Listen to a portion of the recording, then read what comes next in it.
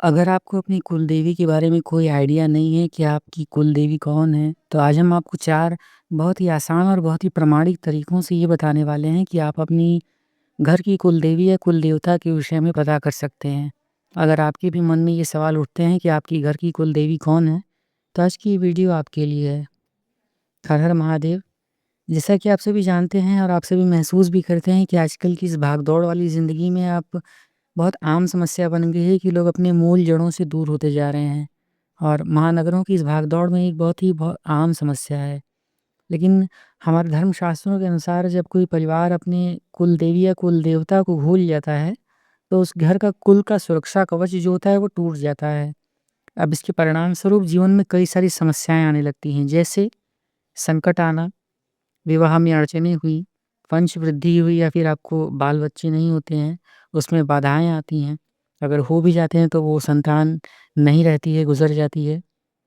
आपके घर में बिना किसी कारण के कलह-क्लेश जैसी समस्याएँ बनी रहती हैं, जन्म लेती रहती हैं। आए दिन आपके घर में अशांति वाला माहौल बना रहता है और आप चूँकि अपनी मूल जड़ से कट कर के अपने रोज़ी-रोज़गार, अपने काम-धंधे की तलाश में किसी महानगर की तरफ रुख कर चुके हैं और वहाँ पर किसी किराए के मकान में, किसी किराए के फ्लैट में या किसी किराए के घर में या खुद का घर बनाकर रह रहे हैं, तो आपको तो ये पता ही नहीं चलेगा कि आपकी कुलदेवी या आपके कुलदेवता थे कौन।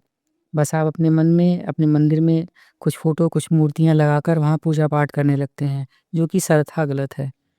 तो आज की इस समस्या का समाधान इस वीडियो में है, तो इसे ज़रूर देखें। अगर आप अपनी जड़ों से पूरी तरह से कट गए हैं और इस उलझन में हैं, तो आप निराश मत होइए। आज सनातन धर्म और ज्योतिष में इस अज्ञात कुलदेवी तक पहुँचने के लिए कुछ अचूक रास्ते बताए गए हैं, जो कि हम आपको इस वीडियो में बता रहे हैं। तो सबसे पहला तरीका जो कि आप सब जानते हैं, वो है मुंडन संस्कार। देखिए, किसी भी अन्य उपाय को करने से पहले आप अपने परिवार के किसी भी सदस्य से केवल इतना पूछिए कि आपके परिवार में बच्चों का पहला मुंडन यानी कि जो बाल उतारने की रस्म होती है ना, वो पीढ़ियों से किस स्थान पर या किस मंदिर पर होता आ रहा है। आमतौर पर लोग किसी पवित्र जगह पर ही बाल का मुंडन करवाते हैं और कुछ लोग जो होते हैं, वो इतने कट्टर होते हैं कि अपनी कुलदेवी या कुलदेवता के स्थान पर ही मुंडन करवाते हैं, बाल मुड़वाते हैं। तो सनातन धर्म में जन्म के बाल हमेशा कुलदेवी या कुलदेवता को ही समर्पित किए जाते हैं। तो जहाँ पर आपके परिवार के मुंडन होते हैं, वहीं पर आपका वास्तविक दरबार है, वहीं आपकी कुलदेवी या कुलदेवता हैं। तो ये थी एक सबसे महत्वपूर्ण बात और सबसे अचूक तरीका। और इससे भी बात ना बने तो 4 रास्ते हैं, 4 प्रामाणिक मार्ग हैं, जिसका अनुसरण आप कर सकते हैं। तो सबसे पहला रास्ता है गोत्र और मूल निवास। देखिए, जैसे भारत में कुलदेवी का सीधा संबंध हमारे गोत्र और मूल गाँव से होता है। अपने परदादाओं से, दादाओं से उनके मूल गाँव या ज़िले का पता लगाइए या वहाँ जाकर के उसी जाति और गोत्र के अन्य परिवारों से पूछने पर, पता करने पर या गूगल के भी माध्यम से आप पता कर सकते हैं कि उस एरिया में कौन लोग रहते हैं। तो वहाँ पर जाने पर आपको आपकी कुलदेवी का नाम बड़े आसानी से पता चल जाएगा, नाम पता मिल जाएगा। क्योंकि एक गोत्र और क्षेत्र के लोगों की कुलदेवी आमतौर पर एक ही होती हैं। अब ऐसा तो है नहीं कि एक गाँव में अगर कोई लोग माँ दुर्गा के भक्त हैं और अधिकतर लोगों की कुलदेवी माँ दुर्गा हैं, तो कुछ घर ऐसे भी हो सकते हैं जो कि जाकर के भगवान शंकर को अपना कुलदेवी देवता बना लेंगे। ऐसा तो होगा नहीं। तो आमतौर पर ऐसी ही मान्यता होती है कि एक गाँव में अधिकतर लोग जिस देवी या देवता की पूजा कर रहे होते हैं, अधिकतर लोगों की कुलदेवी और कुलदेवता वही होते हैं। तो ऐसे भी आशा बनती है कि आपकी जो कुलदेवी या कुलदेवता होंगे, वो वही हैं जो उस गाँव के या उस क्षेत्र के या उस गोत्र के लोगों के हैं। तो एक पहला तरीका ये हुआ। दूसरा तरीका है कि तीर्थ पुरोहितों की वंशावली होती है। ये सबसे पुराना तरीका है। कहीं भी आप पवित्र क्षेत्र में जाएँगे, जैसे कि धर्म के 4 तीर्थ स्तंभ कहे गए हैं, हरिद्वार हुआ, काशी हुआ, प्रयागराज हुआ और केदार जी हुआ। तो इन सब जगहों पर जैसे हरिद्वार, काशी, प्रयागराज, पुष्कर या त्र्यंबकेश्वर जैसे सिद्ध क्षेत्र में या तीर्थ स्थानों पर अगर आप जाएँगे, तो वहाँ पर जो तीर्थ के पुरोहित होते हैं, पंडे होते हैं, उनके पास भी एक लेज़र होता है, एक बही-खाता होता है। तो उसमें वो पीढ़ियों का रिकॉर्ड करके रखते हैं। अगर आप उन्हें अपना नाम और अपने गोत्र का नाम और अपना मूल निवास बताएँगे, तो वे आपको आपकी बही-खाता खोल कर के आपकी पूरी वंशावली बता देंगे कि आपके परिवार में कितने लोग थे, आपके दादा का नाम क्या था, परदादा कौन थे, लास्ट टाइम आपके परिवार से कौन यहाँ पर आया था, किसका पिंडदान, किसका तर्पण, किसका यहाँ पर अभी श्राद्ध कर्म बाकी है, सब कुछ बता देंगे आपको। और वहीं पर आपको ये भी पता चल जाएगा कि आपकी कुलदेवी का नाम या आपके कुलदेवता का क्या नाम है। और वहीं आपका मुख्य मंदिर भी जो है, वहीं पर वो भी उसको स्पष्ट कर देंगे। तो ये एक बहुत ही प्रमाणित तरीका है और बहुत ही पुराना तरीका है। और तीसरा रास्ता है जन्म कुंडली का नवां भाव। देखिए, जब आप अपनी जन्म कुंडली खोलेंगे तो कुंडली में भी इस बारे में बताया गया है। और कुंडली आपकी पूर्वजों का दर्पण होती है। आपके साथ-साथ आपके पूर्वजों का भी जो होता है, वो उसी में हिसाब-किताब दिया गया होता है। तो कुंडली का जो नवां भाव होता है, यानी कि भाग्य का घर, उसे धर्म और पूर्वजों का भाव भी कहते हैं। तो धर्म यानी कि भाग्य और धर्म, इन दोनों से जुड़ा हुआ है पूर्वजों का भाव। तो नवें भाव में बैठे हुए ग्रह या नवमेष की स्थिति, यानी कि जो नवां घर का मालिक है, वो किस स्थान पर बैठा है, इससे भी कुलदेवते का या कुलदेवी का पता लगा सकते हैं, लगाया जाता है। तो अगर नवम या पंचम भाव पर चंद्रमा या शुक्र का गहरा प्रभाव है, तो कुल की जो मुख्य पूजनीय देवी होती हैं, वो कोई देवी होती हैं, जैसे कि स्त्री तत्व हैं।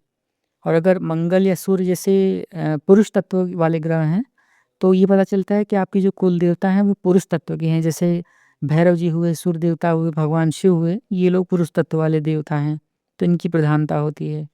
इसके सटीक विश्लेषण के लिए अगर आप अपनी कुंडली दिखवाना चाहते हैं, तो किसी योग्य ज्योतिषी को दिखा सकते हैं।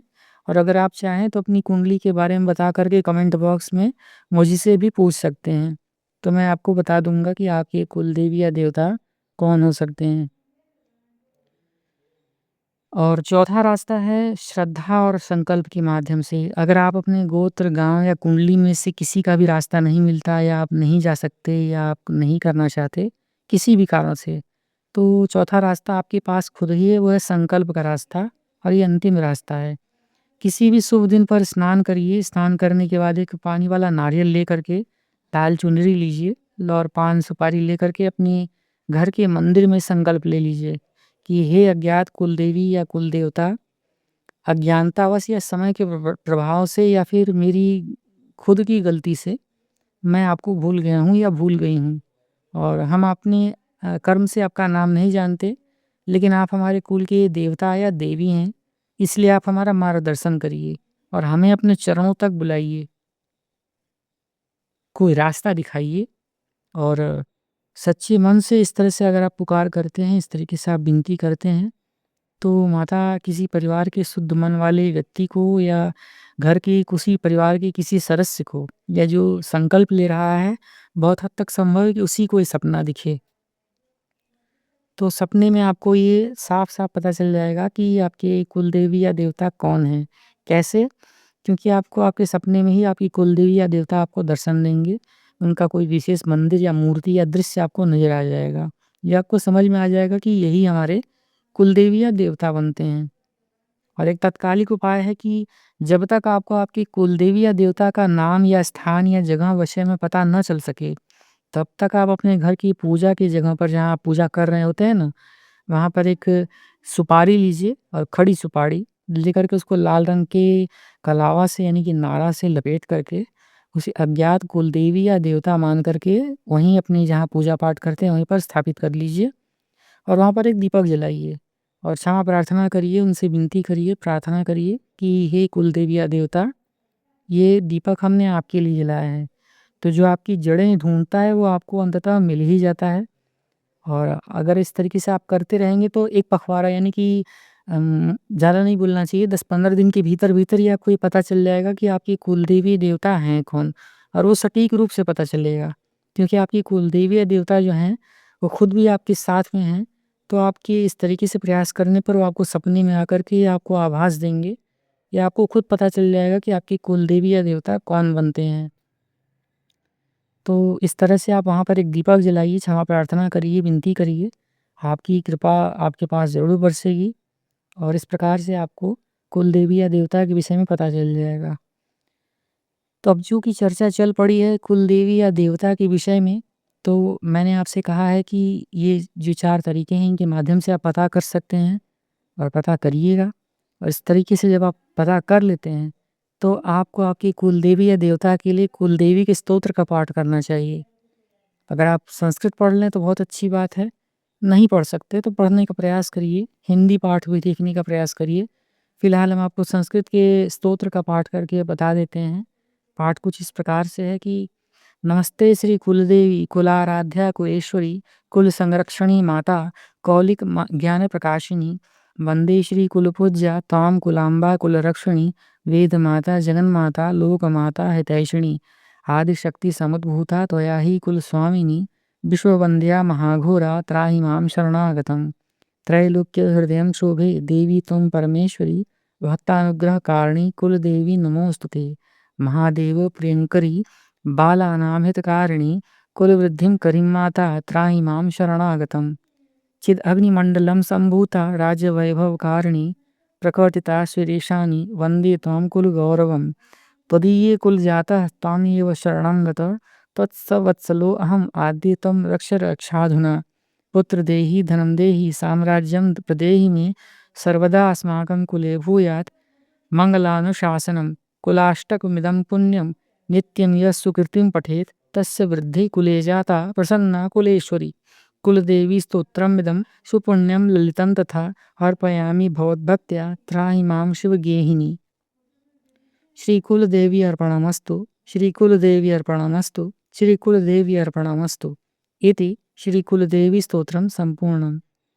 तो इसका स्तोत्र का जो हिंदी अनुवाद है, जो हिंदी अर्थ बनता है, वो भी जान लेते हैं कि हे कुल आराध्या कुलेश्वरी, जो पूरे कुल की आराध्या हैं, कुल की स्वामिनी हैं, कुल संरक्षणी है, जो कुल की रक्षा करने वाली हैं, कौलिक ज्ञान प्रकाशिनी है, जो कुल के ज्ञान को प्रकाशित करने वाली हैं, वेद माता जगन माता, जो वेदों की माता हैं, जगत की संपूर्ण माता हैं, भक्तानुग्रह कारिणी हैं, जो भक्तों पर कृपा करने वाली हैं, कुल वृद्धि करी यानी जो कुल की वृद्धि करने वाली हैं, पुत्र देहि धनम देहि साम्राज्यम प्रदेहि में यानी कि पुत्र धन और ऐश्वर्य उन्हें प्रदान करें।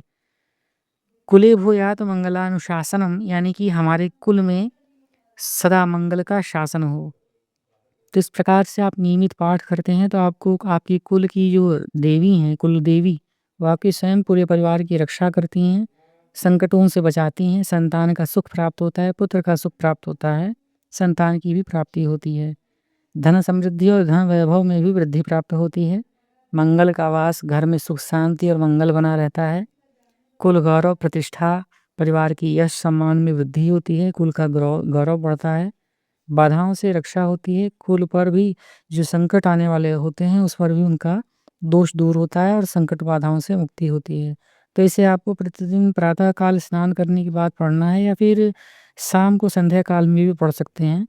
और इस प्रकार से आप स्वच्छ वस्त्र हो धारण करने के बाद पूर्व या उत्तर दिशा की ओर अपनी पूजा रूम में बैठ कर के इसको पढ़ें। कुल देवी या कुल देवता का चित्र अपने सामने रखें और अगर नहीं जानते हैं तो आप उसी जो सुपारी वाला उपाय मैंने बताया था, उसी सुपारी को ही कुल देवी या कुल देवता मान करके पूजा अर्चना करके उन्हीं के सामने बैठिए और इस प्रकार से आप पाठ करिए। तो पूरे स्तोत्र का एक बार में पाठ करिए, अंत में श्री कुलदेवी अर्पणमस्तु इस तरीके से 3 बार ज़रूर बोलिए। या नहीं संस्कृत बोल पा रहे हैं तो ये कहिए कि हे कुलदेवी या हे कुल देवता, मैंने ये कुलदेवी स्तोत्र का जो स्तोत्र पढ़ा है, वो आपको मैं समर्पित करता हूँ, कृपया कर इसे स्वीकार करें। और इस प्रकार से आप अपने कुल देवी का या कुल देवता का प्रार्थना करिए। नाम नहीं जानते हैं तो जैसे मैंने बताया है वैसे ही करिएगा। आपको आपका प्रभाव और इसका जो फल है और इसका जो शुभ प्रभाव है, वो अपने आप ही पता चलेगा। और अगर आप इस वीडियो को नहीं भूलेंगे तो कमेंट करके आप मुझे खुद बताएँगे कि आपको क्या पता चला, कैसा अनुभव हुआ। तो सनातनी ज्योतिष को एक नई जानकारी लेकर एक नई प्रस्तुति के लिए विदा दीजिए। और अगर आपको वीडियो अच्छी लगी हो तो लाइक करिएगा, चैनल को सब्सक्राइब करिएगा और बेल आइकन को ऑल पर सेट कीजिएगा। एक नई वीडियो में आपसे फिर मिलते हैं। जय कुलदेवी, जय कुल देवता।